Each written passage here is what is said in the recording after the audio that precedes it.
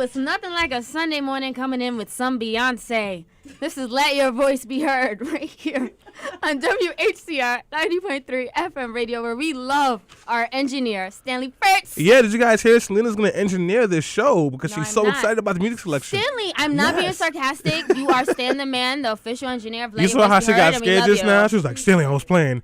You pick whatever song you want. Just engineer the show. Please. I love Beyonce. What? Wow. Yes. Aren't you tired? Is your mic? Is Patricia's mic on? on? Okay, yeah, it definitely is. Yeah. It's a little loud. I can't hear It might be your headphones. No, I can hear you guys talking. I just can't hear myself. Oh, maybe. Kwanzaa, your mic is never on. That's why you don't hear yourself. It is on. No, that was mic 3.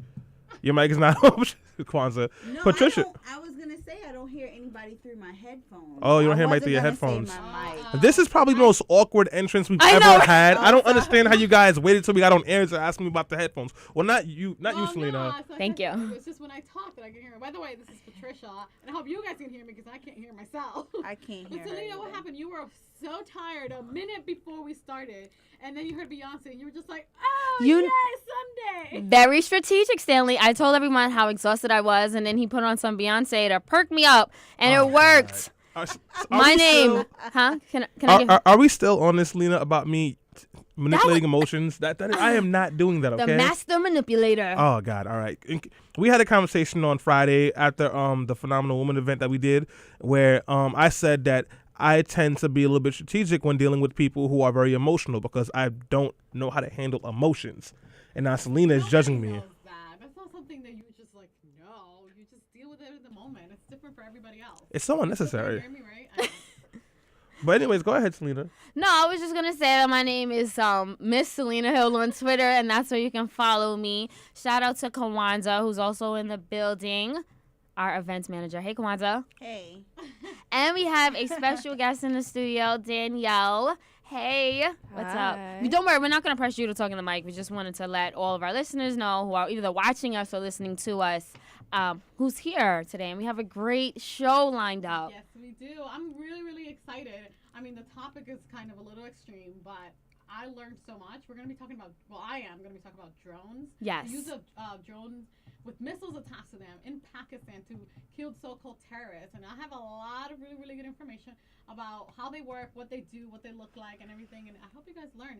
Honestly, I feel very, very different about our president and our government after learning so much about how we use drones and what they're used for.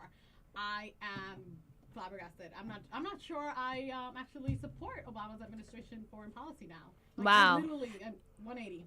Well, That much? Yes, that much. Well, the thing, my issue with drones is, and we'll discuss further with expert Patricia.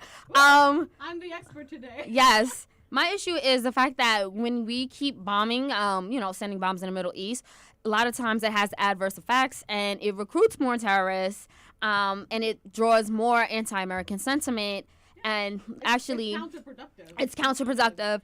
And I was looking at some stats, and in Pakistan, people less favor the U.S. government than they did, I think, before Obama started his administration. Right. Really? That's Yes. hard to do. Yeah, they favor America even less. Yeah, during the Bush administration, they actually had a more favorable view of the United States than they do under the Obama administration. Yes, that's... And it's sad. And what I told you, that's goodness. what I said. I have a completely different understanding Okay. of Obama's foreign policy now. So what exactly are you gonna break down for us? What can we expect What am I in gonna this? break down for you? Yes. I'm gonna drop some D's. How you guys? Oh yeah, she's gonna drop some D's on us, just like Obama. I have a little thing. I'm gonna tell you guys, how we use them, what they look like, what they are, where we're using them, and then I'm gonna explain to you, the consequences of them. I'm gonna talk to you about casualties that are not always terrorists. I'm gonna talk about beyond the casualties, the injuries, the trauma that they cause, the loss of property damage, of money losses, and the lives of the people who live under these drones. Then I'm gonna talk a little bit about why they really don't make us safer in the United States. And then lastly, we're going to talk about the legality of this. Are they legal? Can we actually use them? I have enough evidence to suggest that they actually might be considered illegal the way we use them, and that they could go against humanitarian law, and technically we can blame Obama for war crimes Wow. because of the civilian casualties that they're causing. Oh wow, and we're gonna get even more in depth. More in depth than that, yeah. Yes. Definitely.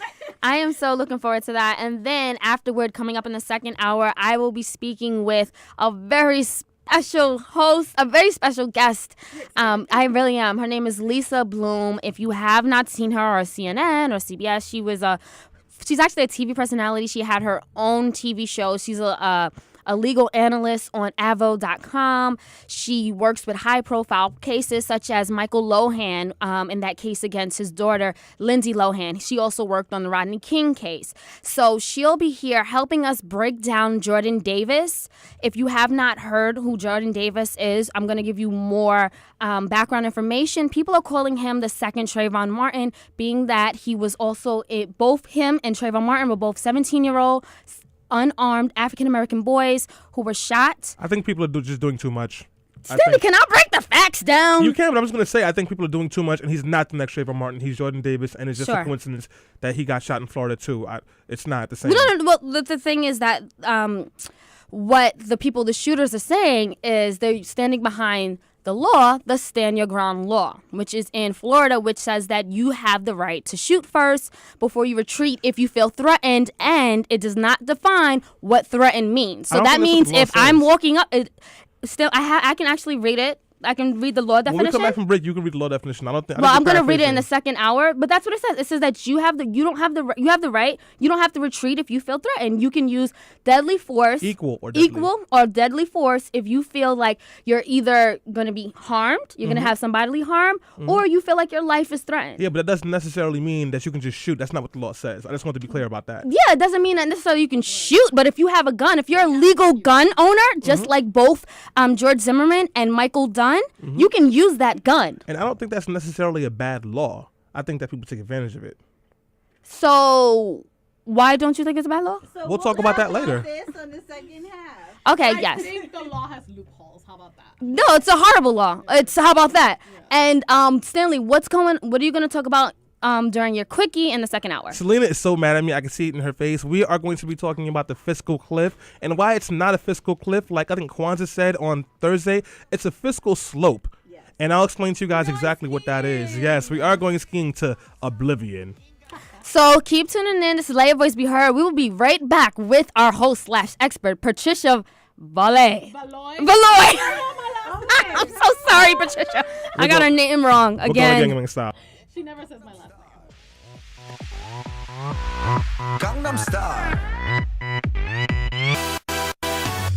낮에는 따사로운 인간적인 여자 커피 한 잔에 여유를 아는 품격 있는 여자 밤이 오면 심장이 뜨거워지는 여자 그런 반전 있는 여자 너는 선호해 낮에는 너만큼 따사로운 그런 선호해 커피 식기도 전에 원샷 때리는 선호해 밤이 오면 심장이 터져버리는 선호해 그런 선호해 아름다워 사랑스러워 그래 너 그래 바로 너 아름다워 사랑스러워 그래 너 그래 바로 너 지금부터 갈 때까지 가볼까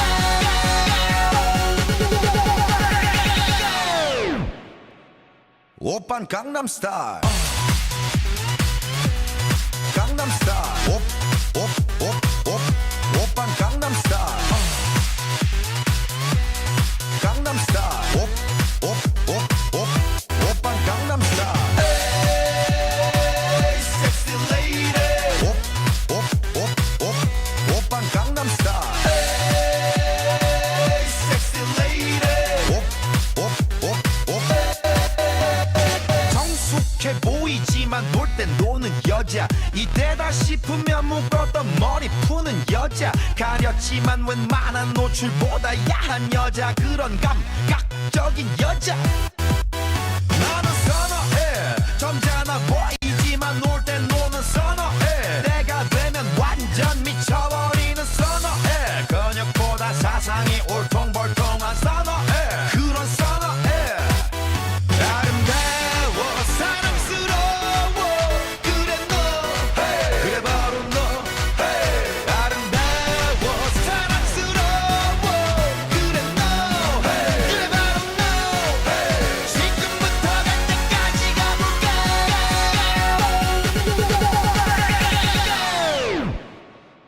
WHCR 90.3 FM, New York. Gangnam Style. Op, op, op, op. Oppan Gangnam Style.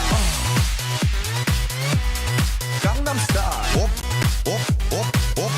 Oppan Gangnam Style. Hey, sexy lady. Op, op, op, op. Oppan Gangnam Style. Hey, sexy lady. Op, op, op, op. 뛰는 놈, 그 위에 나는 놈. Baby, baby, 나는 뭘 좀 아는 놈. 뛰는 놈, 그 위에 나는 놈. Baby, baby, 나는 뭘 좀 아는 놈. Hey, I love that song. I cannot help myself. I love really cheesy songs from other countries. I'm sorry. So thank you for playing. That was it for me. That was really for my life, honestly. Because it wasn't what I asked you to start my segment with, but that's okay. No, that song was just for my life, honestly. I saw it on the show on Thursday and I went to play it. Well, good song choice Yeah, for wow. Patricia. Yes. Guys, if you're just tuning in, this is Let Your Voice Be Heard on WHCR 90.3 FM. This is Patricia here. I'm going to be hosting your first hour, and you guys are going to be asking me lots of questions. I hope I can answer all of them. I read a 190-page report over the weekend because I really did. I thought I knew a lot about drones, the use of drones for counterterrorism in the United States. It turns out I didn't really know as much as I thought I did. And I did not have a guest for this segment, and it turned out to be one of the best things that happened to me because it allowed me to do research that I wouldn't have otherwise. I would have just kind of written some questions. So I'm really excited. So I think that I'm like almost an expert on this. So if you guys have any questions or any comments about drones, and I'm going to be focusing on Pakistan, you can call us at 212-650-6903. So let's start with this. Let me scroll up here. A little background. The United States have been using drones to do targeted killing of so-called, I say so-called because sometimes they're not, terrorists, since the Bush administration began using them in Afghanistan after 9/11. When President Bush left office in 2009, the U.S. had carried out about 52 drone strikes in Pakistan. Since then, President Obama has carried out more than 5 times that number, about 340 strikes in only 3.5 years. It is his preferred method of killing. That sounds horrible, but it is his preferred method of targeting what he calls terrorists. So do you guys know what drones are? No? Please break Do you it know what down, I thought, Patricia. Aren't they like the missiles from computer automated planes or something like that? They're not missiles, right? We put missiles on them. So drones are an aircraft or a balloon, actually, believe it or not, that does not carry a human operator and is capable of flight under remote control or autonomous programming. So we can put a program on it. We can say, like, you give it coordinates, it'll go to it. This technology is not new. Like I said, it could be a balloon. So this is something that, it dates back a long time. And drones have actually been used as early as World War I for in American counterterrorism. They were usually, they were used for aerial photographs. So, you mount a camera on them, you send them coordinates, and it'll go and it'll take pictures of that area. These small, inexpensive, they're very inexpensive because they're tiny, and lethal weapons, the way we use them now are as weapons because we mount a missile on them, and then we program it to shoot at the target. With a camera, then we see the target, we shoot at it, are currently used in Pakistan, in Yemen, in Sudan, and Somalia. But like I said earlier, I'm going to focus on Pakistan because it is where most of the recent drone attacks have occurred. And we also, I don't know if you guys remember, Dustin led that segment. We spoke about drones in Yemen. Yes, not I too long remember ago. that. Right. So And- there's a difference? No, it's the same technology and it's the same exact way they're using, but lately there's been an increased amount of using them in Pakistan, and their government is really, really talking about them negatively. You're saying that they've been causing a lot of civilian casualties, even a lot more than have been going on than we thought before. So they were the one that put this on the limelight of like, guys, they're not only killing terrorists, they're killing a lot of other people. Do you know what a drone looks like? I've never seen one. I just seen the results. You're lucky if you've never seen one. Drones, they look like baby airplanes. So you're lucky because why would you want to have a drone over your That's head true. flying, buzzing over you? Very likely they're doing surveillance or they have a missile on them and they're looking to see unusual activity so they can target it. We use them in the United States. They're not only used abroad. The United States uses them domestically for surveillance. there's been big push actually to use them in the United States for like the NYPD. You remember the big deal with the NYPD going to New Jersey Yes. and surveying Muslim people? Yeah.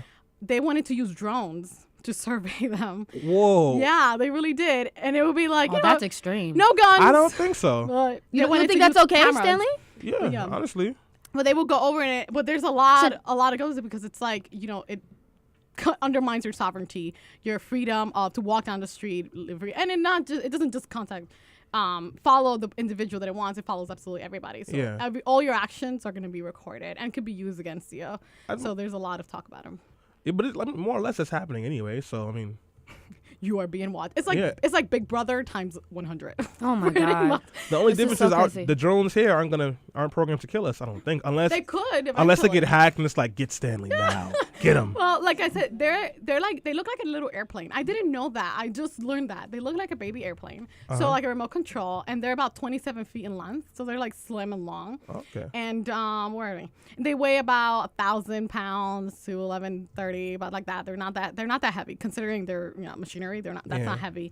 And the good thing, good in quotation, is that they can spend 24 hours, 7 days a week on air doing surveillance, like over and over. That is good. And then like that. Well, yeah, it is, but not for people, like I said, people living under them. Yeah. all the time.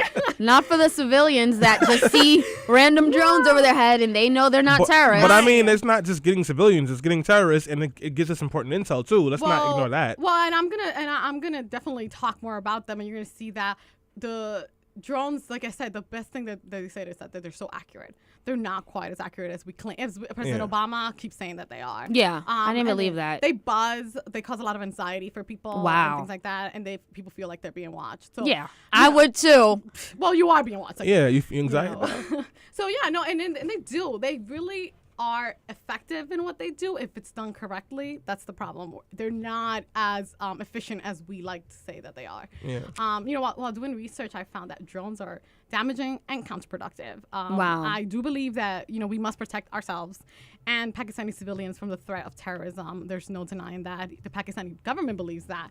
But the use of drone strikes definitely has to be reevaluated. The way that we target people and events and things, that's what happens. That's the problem. So the problem is not using the drones. You can go right ahead. It's a very good military tool. It's very cheap. You don't have to send military personnel into combat, into these areas that are really hard to reach. You send this tiny little airplane. It's a remote control. Wow. You're from a base. You are checking out what happened, and you can target whoever the individual is that you want to kill. Yeah, go ahead.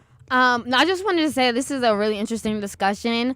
My brain is brewing. And if you guys have any questions on U.S. drone strikes in Pakistan or the Middle East, call us up now, 212-650-6903, or you can tweet us at BeHeard_radio. We're talking about the U.S. drone strike, the fact that the Obama administration has increased their use of drone strikes, and where does this leave us? Absolutely. Thank you for that, for plugging in the number. You're good at that.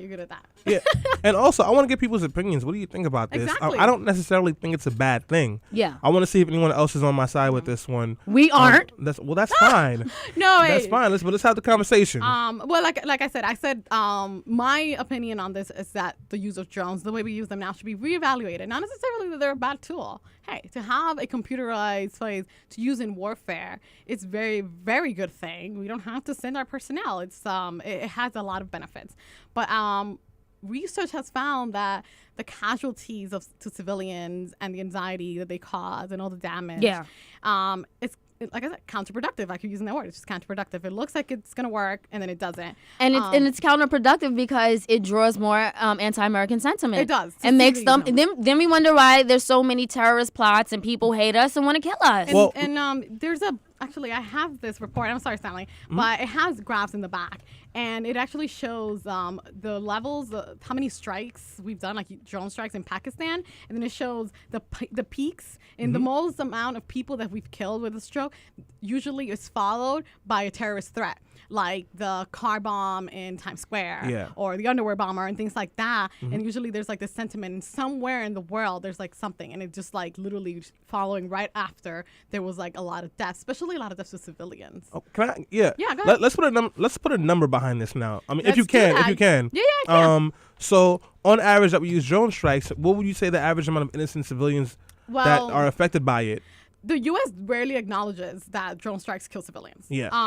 Finding data was incredibly difficult because, first of all, it's top secret, obviously. Yes. And getting data from the Waziristan region. This is a region that's in Pakistan, but it's right next to Afghanistan. When we invaded Afghanistan, a lot of these Al-Qaeda, Taliban members crossed over the mountains into Pakistan, and this is the Waziristan region where they are now. It's an Al-Qaeda hotspot, like I said, and it's very mountainous, very difficult to reach. So it's very hard to get data. Like, not people, you can't just go there and be like, hey, let me know what's going on. The Bureau of Investigative Journalism reports that from 2004 to 2012, drone strikes have killed 3,325 people in Pakistan alone.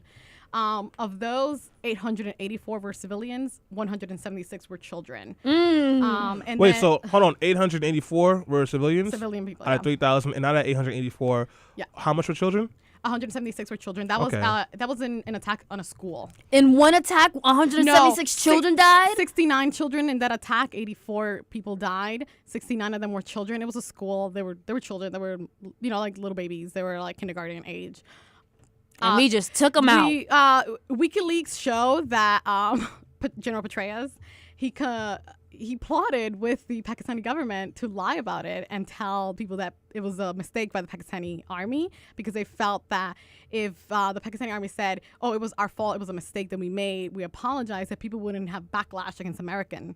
But WikiLeaks showed the cable, and it actually was not true, and it showed that it was actually an American drone strike on that school for no reason. They just assumed that there were perhaps a meeting going on there at the time with terrorists. So we plotted to bomb a school? Yes. Is that what you're saying? Oh Yeah, my I'm gonna drop goodness. that. And What- like hold this on. number sounds big. You could be like, oh my God, well, we killed 3,000 people and it's only 884, which is, I don't like to say only, but people say that. But the reality is that this number, this 3,325 people, they're not terrorists.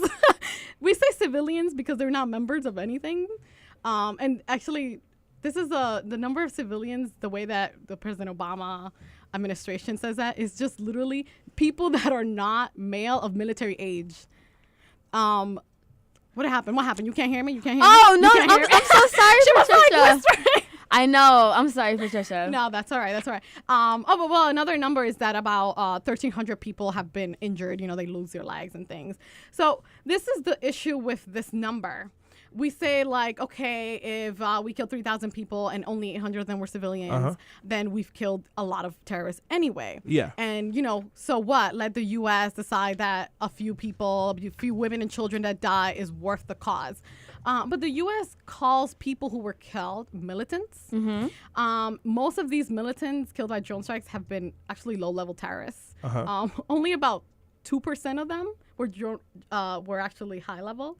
And only 49 of the 3,325 people were actually Taliban members. 49 of them. The rest of them were just, let me see, I have the definition. What the Obama administration considers to be people that are okay to kill are all military-age males killed in strike zone to be they consider all military-age males killed in strike zone to be combatants unless there is explicit intelligence posthumously proving them innocent. So after they die, somebody has to come and be like, let me prove to you that this 18-year-old guy that died was not actually a terrorist. All right, real quick, guys. If you want to chime in, number is 212-650-6903. Again, that number is 212-650-6903. Are you okay with the price that we pay for war? I want to know you guys' opinions on these drone strikes. Tell me if you're for or against it, and tell me why.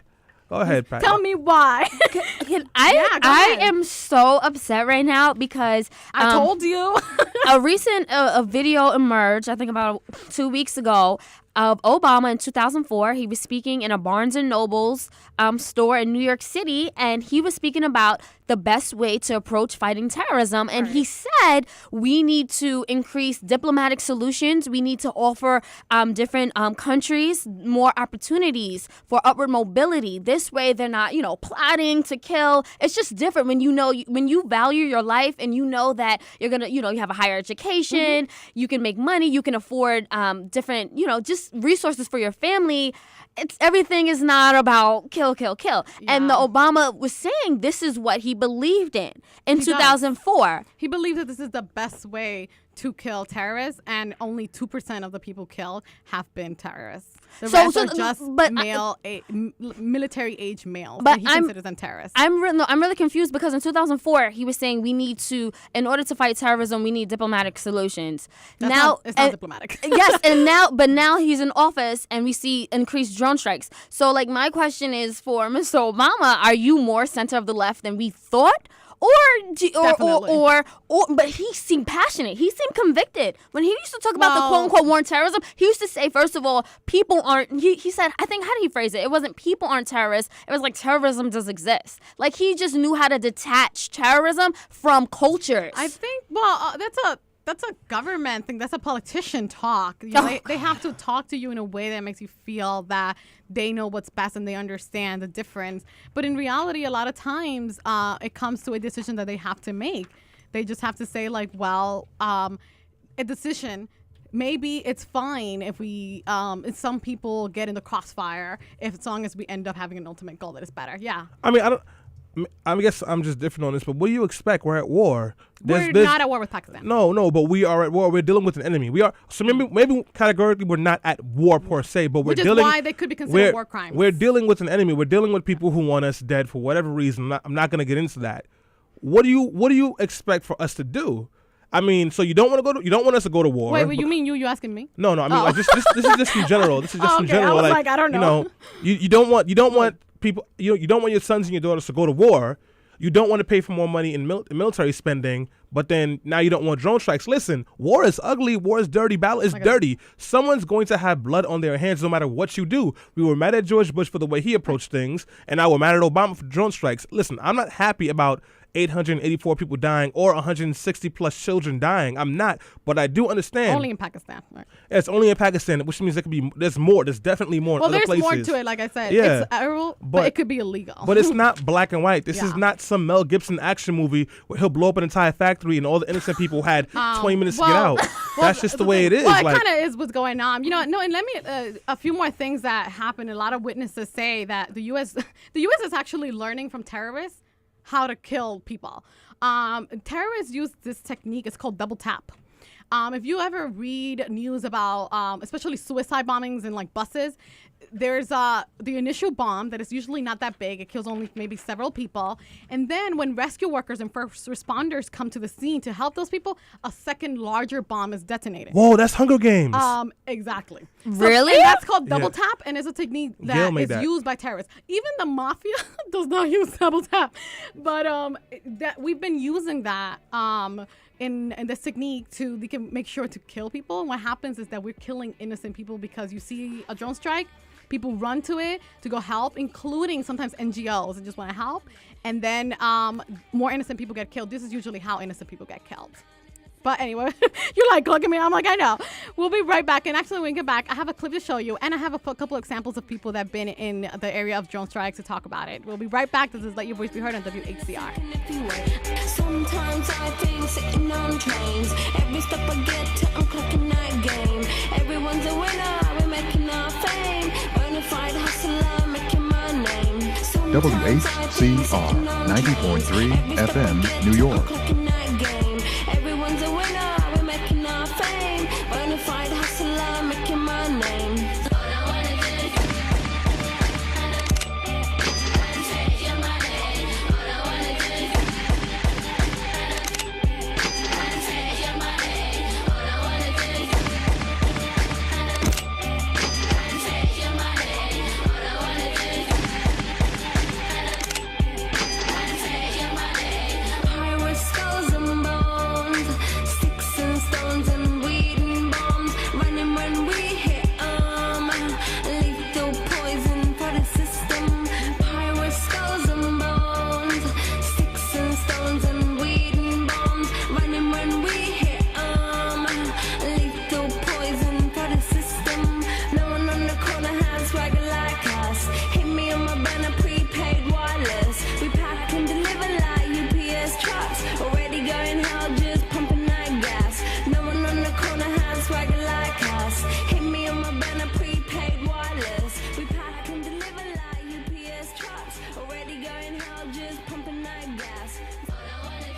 listening to Let Your Voice Be Heard. Today, this is a topic.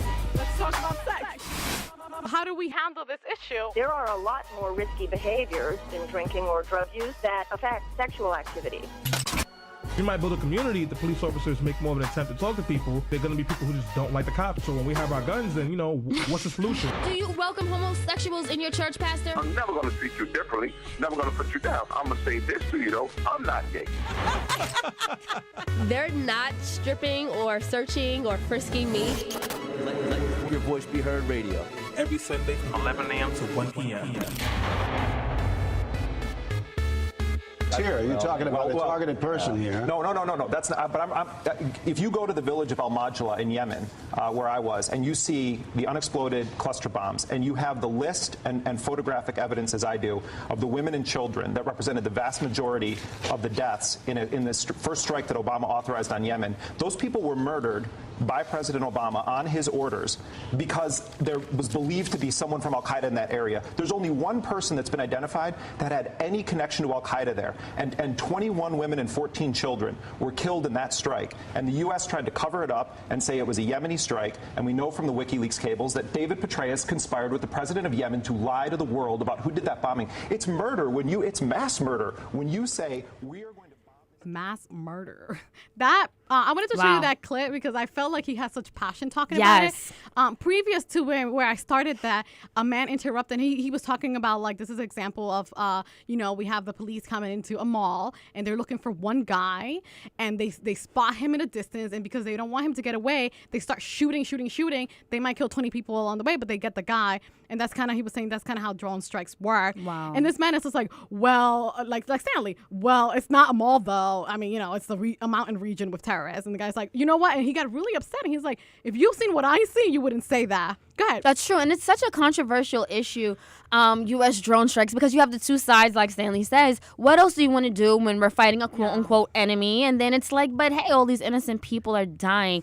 I just want to know, everyone out there, what is your opinion? What is your take on the U.S. drone strikes? The number is 212-650-6903, or tweet us. We got Kawanza on our social media feeds right now. You can tweet us. You can Facebook us with questions or comments at facebook.com/letyourvoicebeheard or beheard_radio.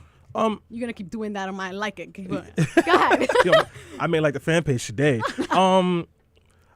No matter what you do, someone's going to die. I want to be very clear about that. Someone is going to die. I don't understand the criticism of Obama or Bush or any president who makes a decision to try to protect our country when no matter what you do, someone is going to die. Well, it's debatable whether they protect us, but you have a point. You're right. That is debatable. Yeah. Protect and them, I'll have more information later about that, about this whole idea of safety. Yeah, I think people need to understand, whatever way we need to find an enemy, I'm all for it.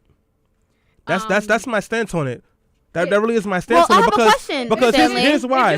Because if a 9/11 happens again, then everybody's going to be like, why weren't we doing something? Well, what if that means investigating or putting your family and people that look like you under surveillance? The issue here is not that it's a problem that we do counterterrorism. Nobody here. I've been saying that from the beginning, and the problem is that the way that we're doing is not effective. They've only killed 2% of terrorists, of actual terrorists that we can say they were a threat to the United States. 2% is not very good. It's ineffective. Let's go back to stop and frisk. Or you were saying one time, it's ineffective to say that you frisk 1,000 people and only one of them has a gun or whatever. It seems a little bit like is that productive enough? We can do it better. So that's why it's debatable. We can do it better, and we should do it better. Another thing that I was talking about is like international law experts actually say that strikes on first responders may constitute war crimes if it's indeed done on purpose. Like I said, we were talking about that double tap thing that they learned from terrorists, and we start using them. And I have she's a humanitarian worker, and she's in this area, and she says, do you remember 9/11? Do you remember what it felt like right after? I was in New York on 9/11. I remember people crying in the streets. People were afraid about what might happen next. People didn't know if there would be another attack. There was tension in the air. This is what it is like. It is a continuous tension, a feeling of continuous uneasiness. We are scared. You wake up with a start to every noise. So this is kind of like what it is, because it's continuous, especially that double tap. And now humanitarian organizations in this region, they have a policy that they don't go to the area of an attack, even if it was like a school. It doesn't matter until 6 hours later. Like I said, because and it's a horrible thing, because I said they're afraid that they might get. And first responders are not obviously terrorists, and a lot of them have been killed trying to go help. Even the first responders. And well, that's the problem, and this is where the reality of it comes in. It's like, if the United States is a drone strike, like a drone has a camera, so we look at it and we see it.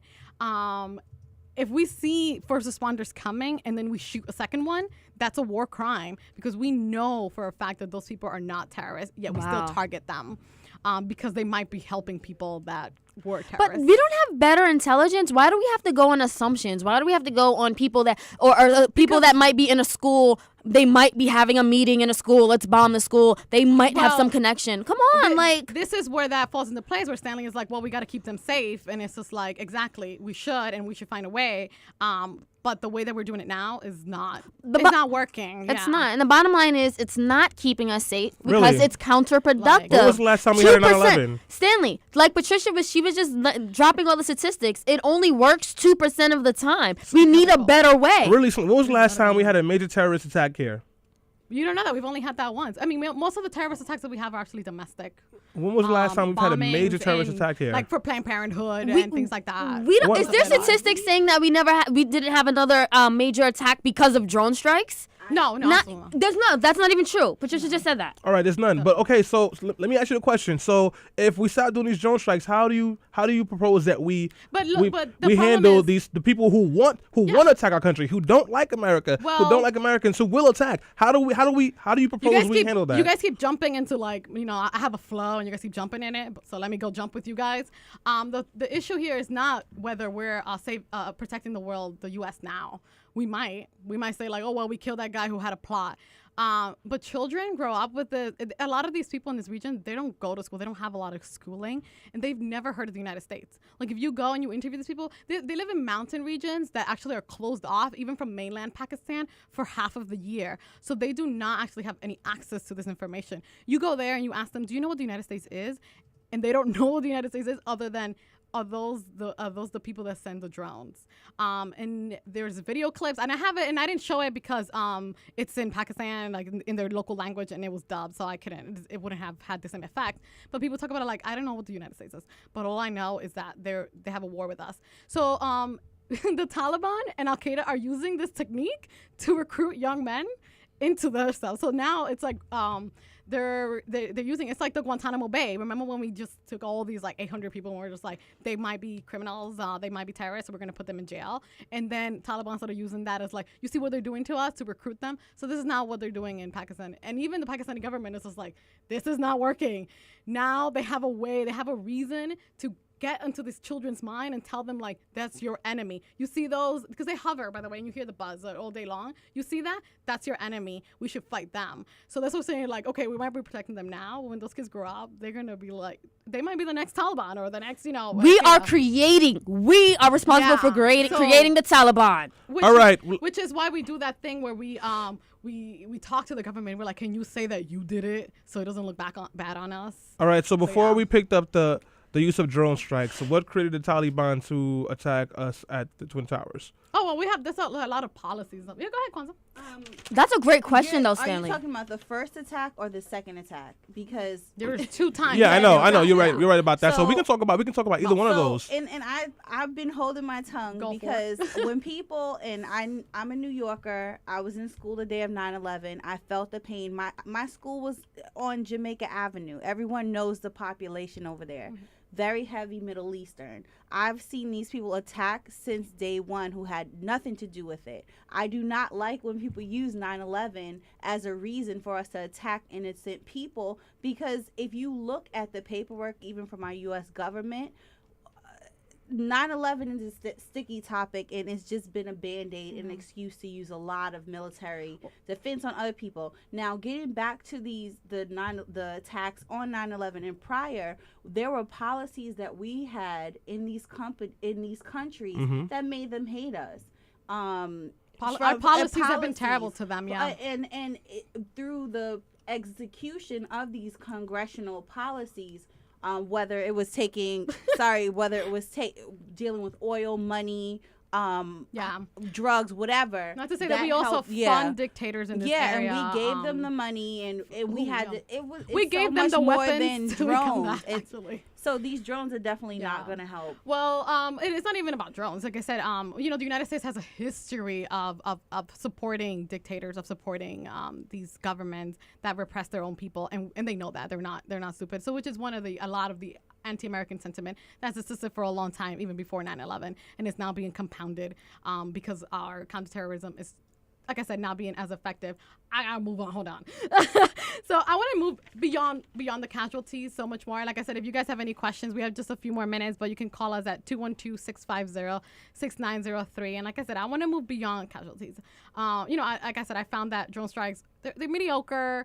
Their accuracy is highly debatable, and the criteria that we have for choosing who's a terrorist and who is not is flawed, and that's the biggest problem here. It is flawed. It's not that they don't work, it's just that it is flawed, and we're not really picking as many terrorists as we should. But more than the death and injury to innocent civilians is the anxiety and psychological trauma that civilian communities are subjected to. Drones hover 24 hours a day in communities in northwest Pakistan, and they strike homes, vehicles, public spaces without warning. Their presence terrorizes women, men, and children who live their daily lives under these American drones. The buzz of a distant propeller is a constant reminder of imminent death. And this is to people that we know for a fact that they're not terrorists. And some parents have chosen not to send their children to school because they have been traumatized by the sight of drones. And like I said, in 2006, a drone strike hit a religious school in Pakistan, killing 82 people. I said 84, but it's 82. 69 of them were children. So children are now kind of a little bit, what if that happens to me? And communities now shy away from gathering in large groups, such as funerals and weddings, for fear that they might attract attention of drones. Drones are real bombs also. They're not, Obama likes to talk about their surgical precision. He says he uses that term all the time. But they don't just hit one person or one vehicle. The blast radius is about 50 to 65 feet, and shrapnel becomes a projectile that can travel significant distances. So it's them and everybody around them. What's shrapnel? It's just the metal pieces that come off a bomb or anything that you strike when it explodes, and it becomes a projectile. It flies all over, and it usually gets attached to people's heads and faces and body parts. And usually, a lot of people who die from bomb attacks, they don't die from being burned. They die from debris just flying into their bodies. So usually those people 50, 65 feet away are civilians. Wow. And sometimes they suffer disfiguring burns, wounds, limb amputations, as well as vision and hearing loss.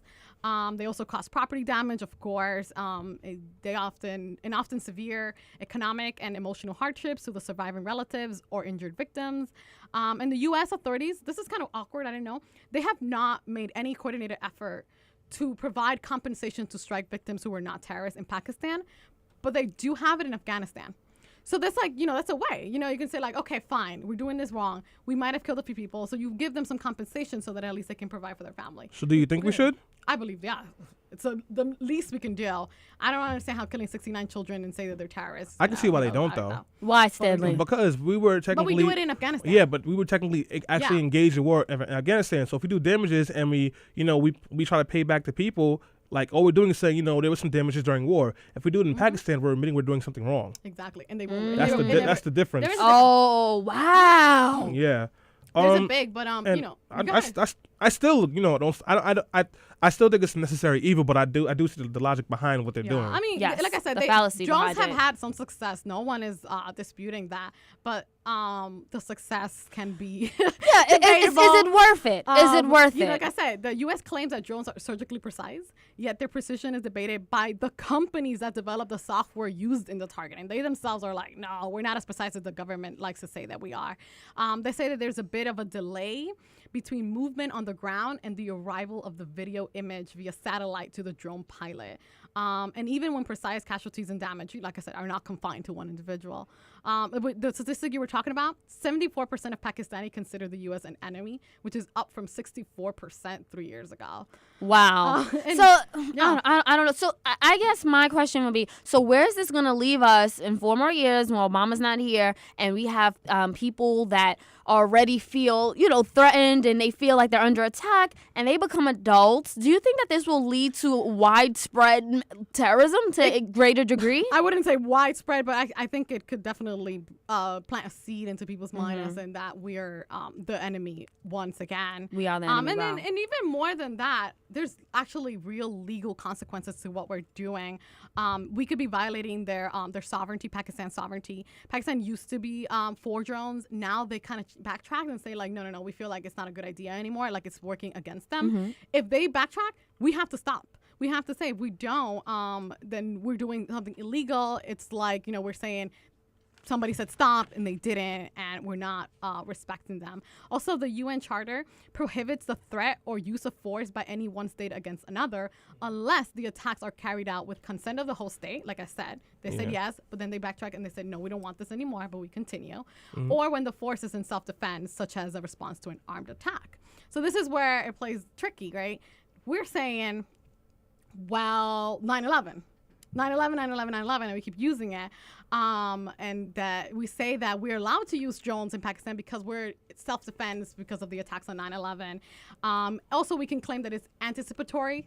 Is that a right word? Did I say it okay? Yeah. Self-defense. That's like that movie that came out with Tom Cruise where like they would arrest people based on their thought of killing someone. Exactly. So we can say like they might hurt us in the future, so we're gonna stop them from doing that.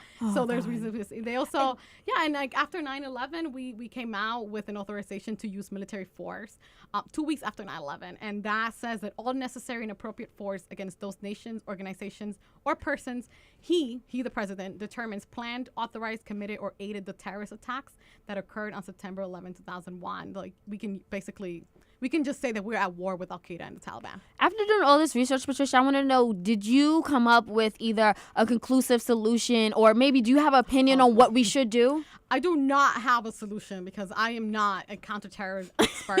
Okay. My solution would be engineering-wise, work on that precision, work on them being literally more targeted, smaller.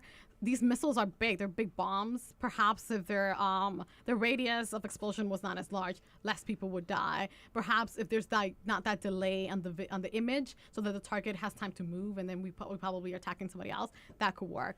So it just nearly, it's about the software that we use right now. It's not as great. And like I said, many of the people in this area, they have no idea what the U.S. is. They only know that we're the people sending drones. It would be easy to convince them that we're the enemy and recruit them into terrorist groups. We're setting ourselves back years, actually, with this strategy. According to a report that I read, they were saying they studied this for a whole year, traveled all over, and said that most of the people there do not feel safer, even though we claim that we're trying to make them safer. But like I said, I hope that we can find a happy medium, and I hope that Obama stops saying that we do not kill civilians and really just start talking about the problem and finding solutions. That's all I want from him. That's all we need. Did you learn a lot, Celine? I did learn a lot. I am mad at you, Mr. President. I still love you. Can I quote like you said? I love my president like I love my coffee black with a little milk in it. I got that from Patricia. Like I still love him, but come on, Obama. Yeah, I still don't have a problem with drone attacks. It's eye opening, definitely, but until someone can give me a better way to do things, I have to support it, begrudgingly support it. I just told you, work on that software. The problem is the software is not accurate enough, and we claim that we lie to the public. Obama lies and tells us it's accurate, it's precision, it's great, it's surgically precise, and it's really not. So come on, man. Don't lie to us. Tell us the truth. Tell us that you got to work on it. So real quick, we got to go to break. So, but if that was fixed, would you be in support of drones? Yeah, why not? That's a counterterrorism effort. It's not I don't support war ever, but hey, if it really is precise, I'll believe them. All right. Well, you guys heard it from Patty, the expert in drones and stuff. I'm an engineer. It's like math, but louder. Love it. I like that. All right, guys. We're going to go on a quick break. Stay tuned. We'll be right back with the news roundup and some interesting news about iPhones. Really? Yep. UPS trucks already going hard, just pumping that gas. No one on the corner has swagger like us. WHCR 90.3 FM, New York. UPS trucks already going hell, just pumping that gas.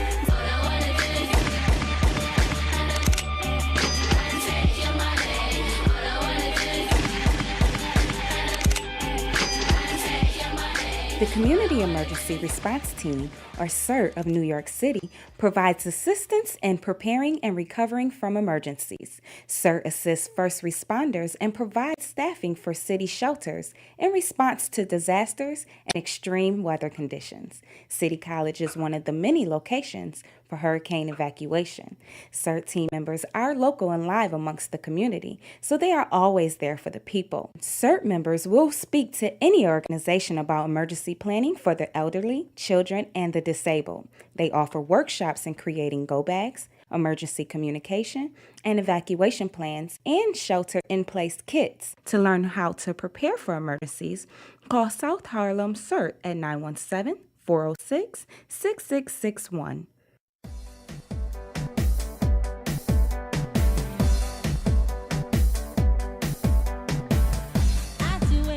To take you from your girl. She don't love you, but she has you in her blood. Here in my soul, I die 'cause I can't let go. I'd do anything to take her from your mind. Everybody knows she wants you for your ride. Her glitter's not gold, baby. Your heart can't be sold. Yeah, I'm making noise. WHCR 90.3 FM, New York.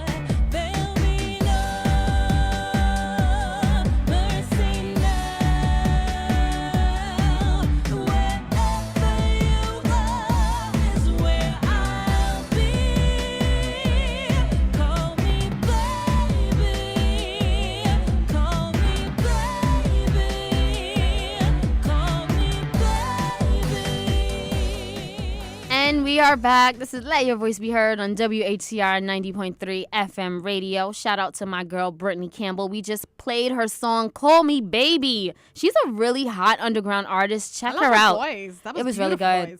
It was Brittany Campbell. Doesn't it have a nice sound to it? Like just the nice, beat and everything? easy flow. Yeah. I mean, I don't know about calling her baby, but yeah, I like the song. And speaking of nice, easy flows, thank you, Patricia, for just breaking down drone strikes. You're welcome. Even I learned a lot. I think I did. I learned a lot too. Thank you for challenging me on that. Like, what do you think we should do? I hadn't really thought about it because I felt like I don't know what to do. I just feel that they're not really doing a good job. But like I said, you put me on the spot, and I thought, like, you know what?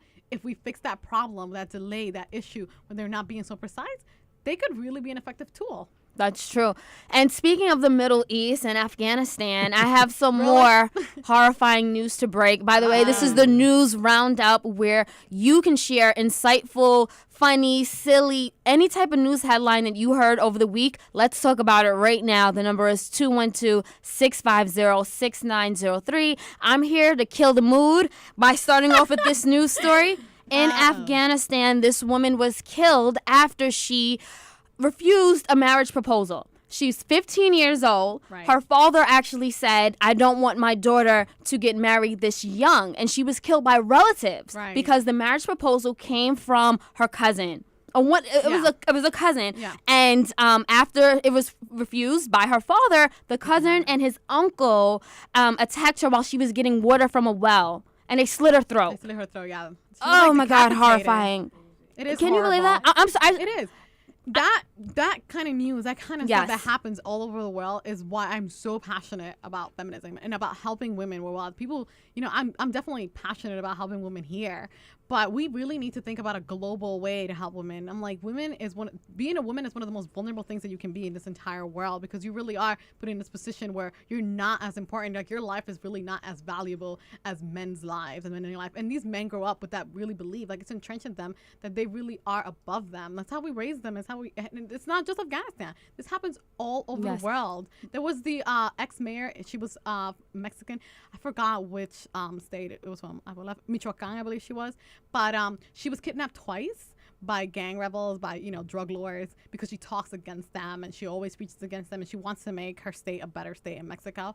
And finally she was kidnapped and she was mutilated. She was raped. She was found dead and her body was like all torn open and cut into pieces. Whoa. They're trying to send a message that's like, you do not stand up against us. And this is the third time that she was kidnapped. The first 2 times she escaped and she was hurt. Like, there's pictures of the first time and she's like, they slit open her abdomen to try to get her organs out, and she survived.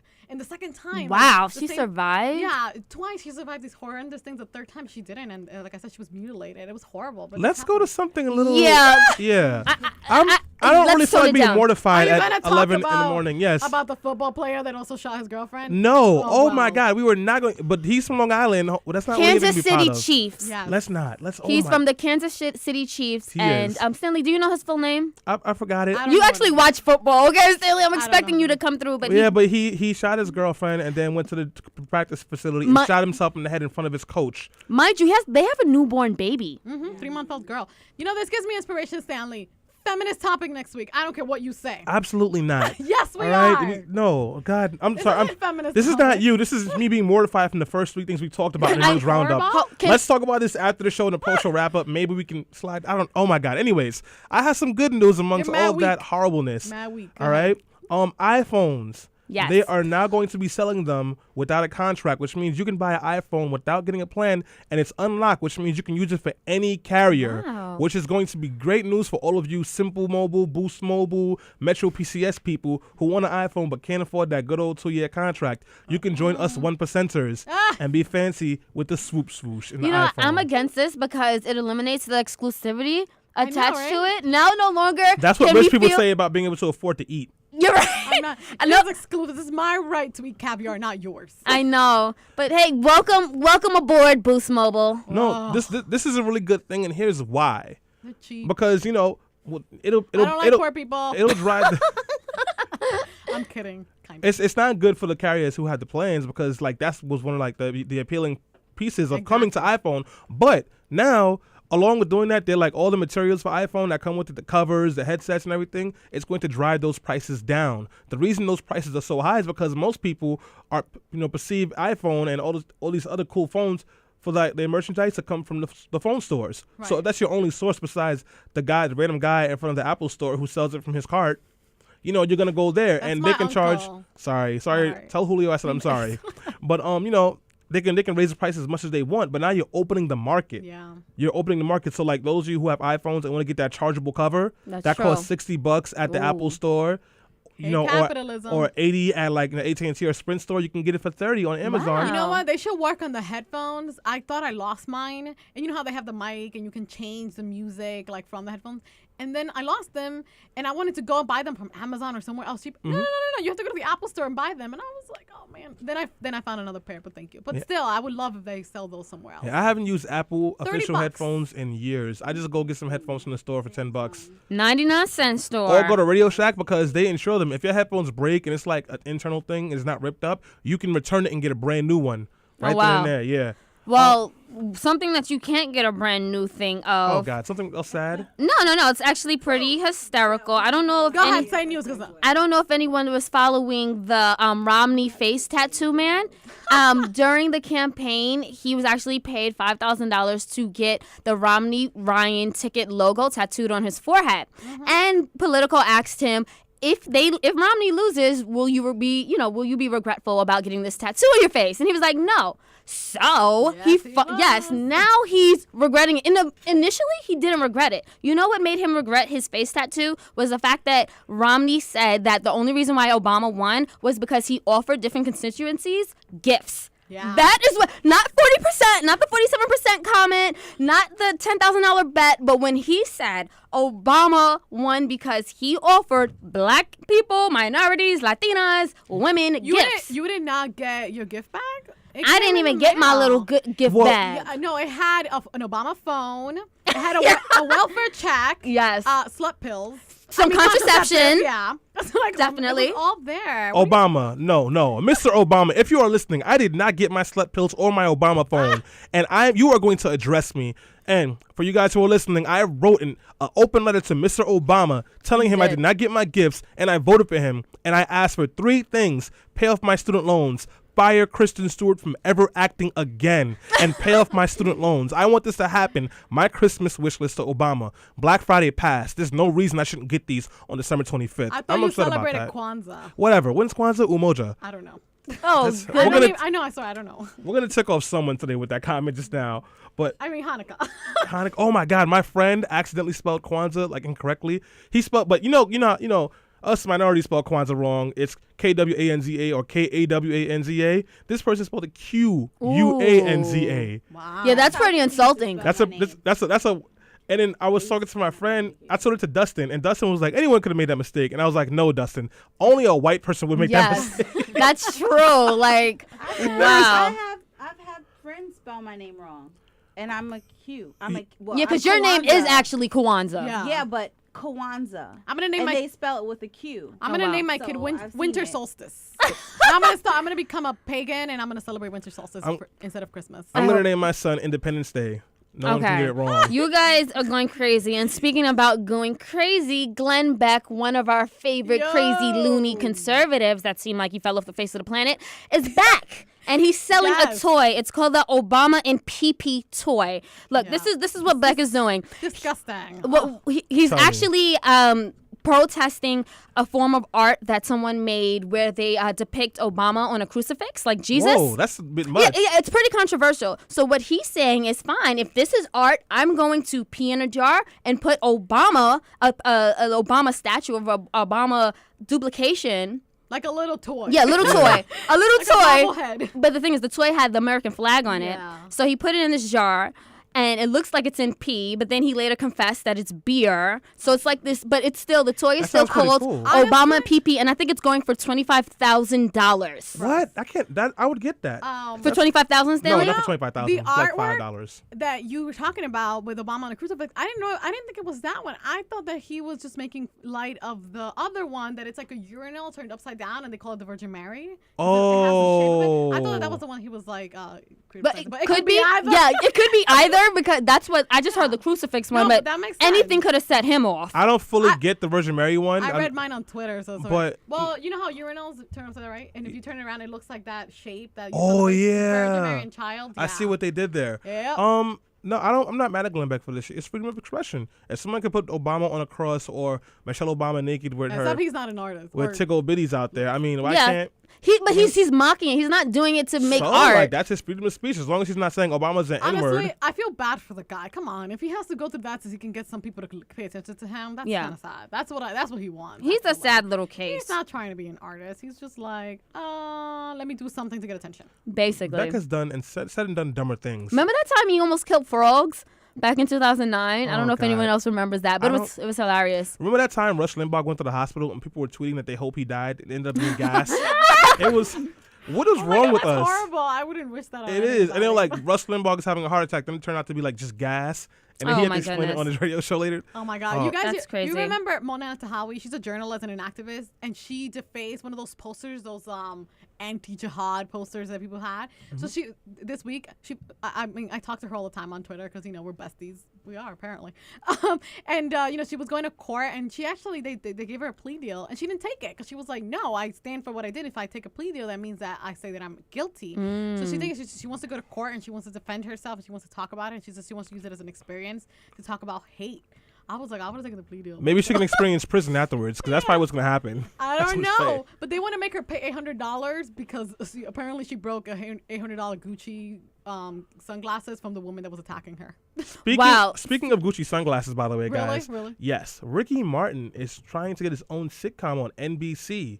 Yes. For what? Here's exactly what he NBC says. Latino, you mean? No, NBC America. He wants to get a sitcom based on dark humor of some sort of important issue. and he's writing this. That's exactly what he says. Oh. That's all he says. Oh. Look, he has a following. People are gonna watch it just to see Ricky Martin and his new little. Yeah, I would definitely check that out too. Shout out to Ricky Martin. I love him. I don't know what the show's about. Shake your bon, shake your bon. And he adopted 2 baby boys. Oh, that's perfect, Patricia. Speaking of 2 baby boys, are they, for instance, twins? There's been a study that shows that sibling rivalry goes all the way into back into the womb. It's been confirmed, and there's video footage of twins fighting inside the mother's womb to come out first. That's hilarious. Yes. Like smack. Yeah, like that's pretty cool. Those kids are gonna hate each other. I would love to have twins, but they make you like 80 pounds heavier. So that's like a lot.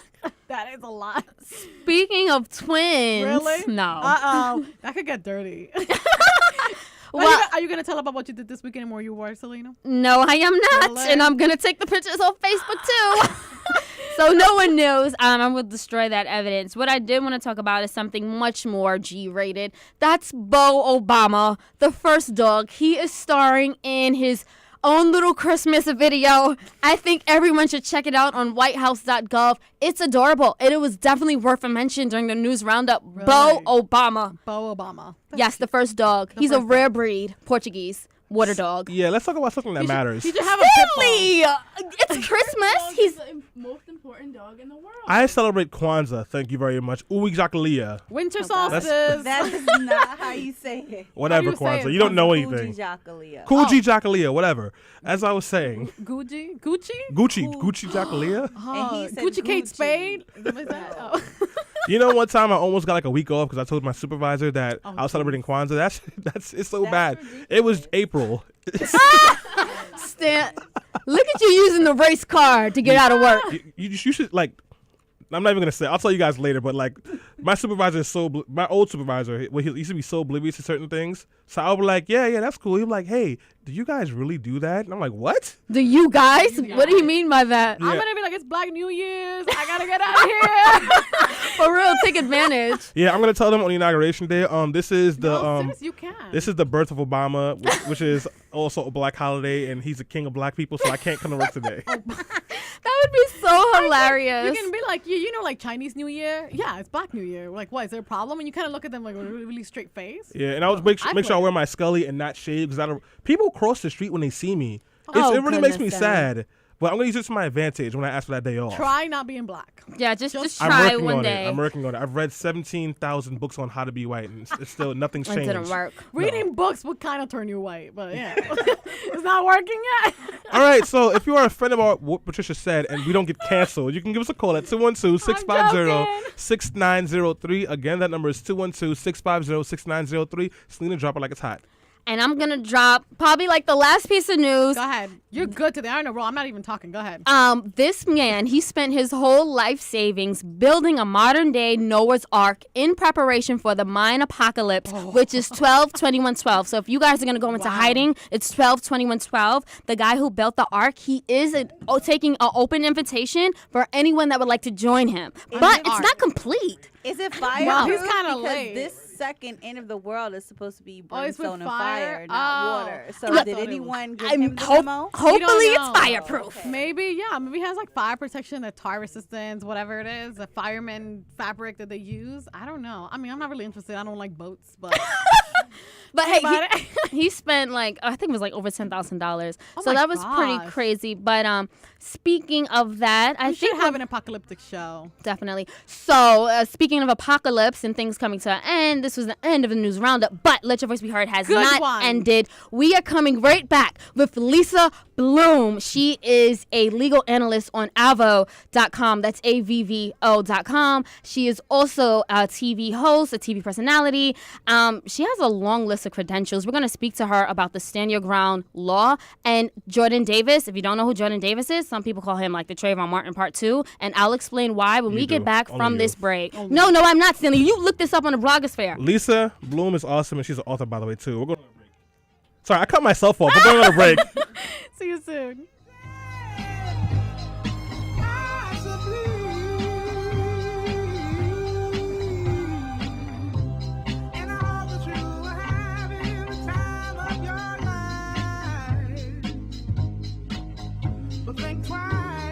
WHCR 90.3 FM, New York.